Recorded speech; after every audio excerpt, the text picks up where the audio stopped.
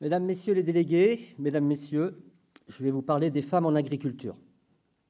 Pas pour me substituer à leurs paroles, ni pour décrire à leur place les difficultés qu'elles rencontrent, mais pour mettre en lumière les inégalités auxquelles elles sont confrontées et expliquer comment la MSA, notre institution, agit pour les corriger. Parce que cela fait partie de notre rôle, parce que les femmes ont toujours été essentielles à notre secteur hier comme aujourd'hui, et parce que notre agriculture ne sera forte demain que si elle sait tirer parti de tous ses talents.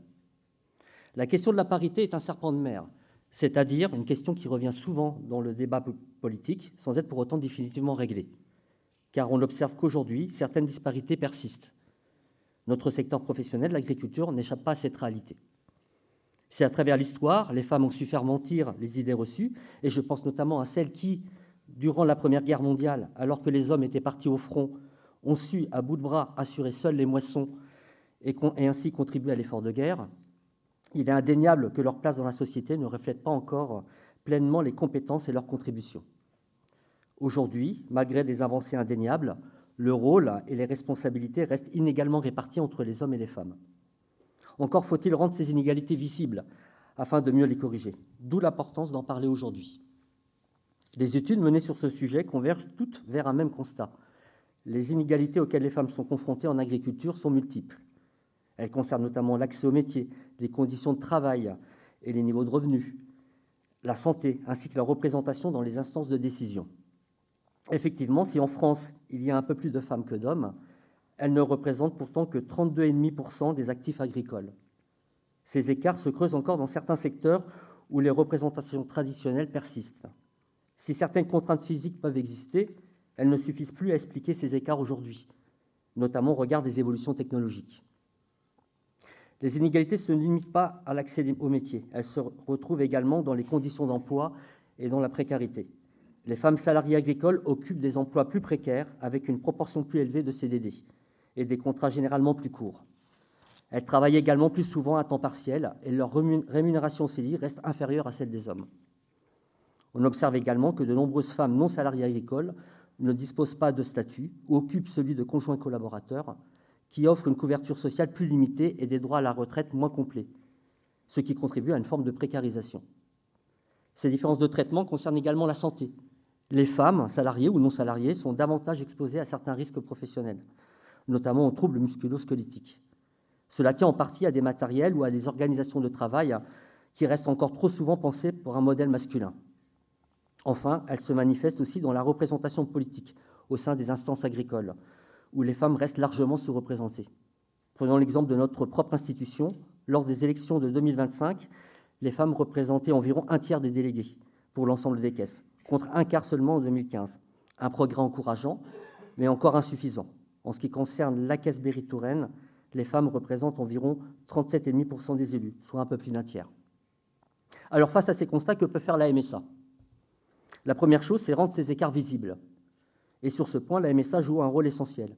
Chaque année, elle produit des données statistiques sur la population agricole qui inclut depuis 2010 une analyse différenciée selon les sexes. Ce travail statistique a une valeur précieuse. Il éclaire les politiques publiques et permet d'en mesurer l'efficacité. Mais la MSA ne se limite pas à observer, elle agit aussi. Bien sûr, beaucoup de ces inégalités appellent d'abord une réponse législative. La MSA n'écrit pas la loi, elle l'applique. Mais elle peut être force de proposition, et elle l'a prouvé. En 2024, elle a publié un livre blanc consacré aux femmes en agriculture avec 15 propositions pour lever les freins à l'exercice des métiers agricoles pour les femmes.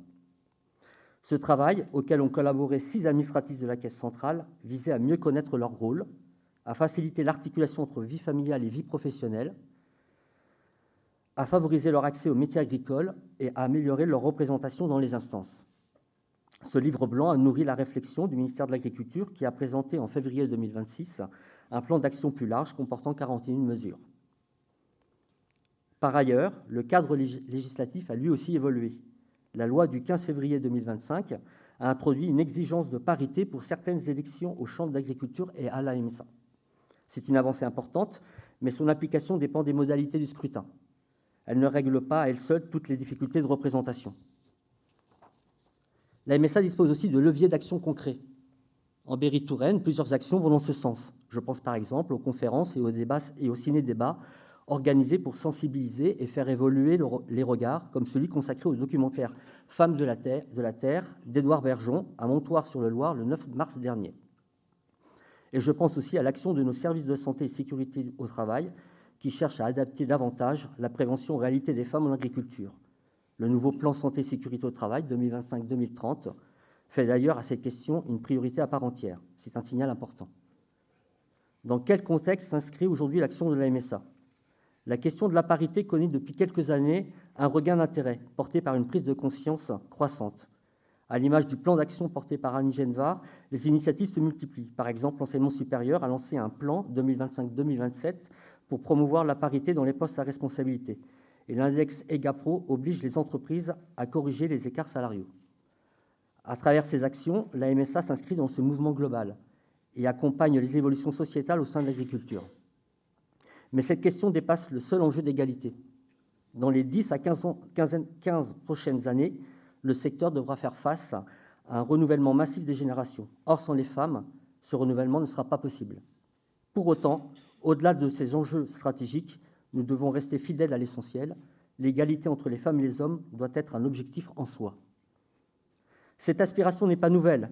Elle émerge dès la Révolution française. En 1791, Olympe de Gouges publie la Déclaration des droits de la femme et de la citoyenne pour dénoncer l'exclusion des femmes des droits fondamentaux.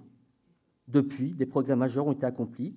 Contrairement aux idées reçues, le monde agricole a su prendre sa part dans ces évolutions. Dès 1980, il met en place le statut de coexploitante dans les exploitations familiales, avant d'autres secteurs comme le commerce et l'artisanat. Si les choses avancent, l'égalité n'est pas pour autant pleinement atteinte. À nous de poursuivre ce chemin en nous appuyant sur les avancées déjà réalisées dans le monde agricole. Merci de votre attention.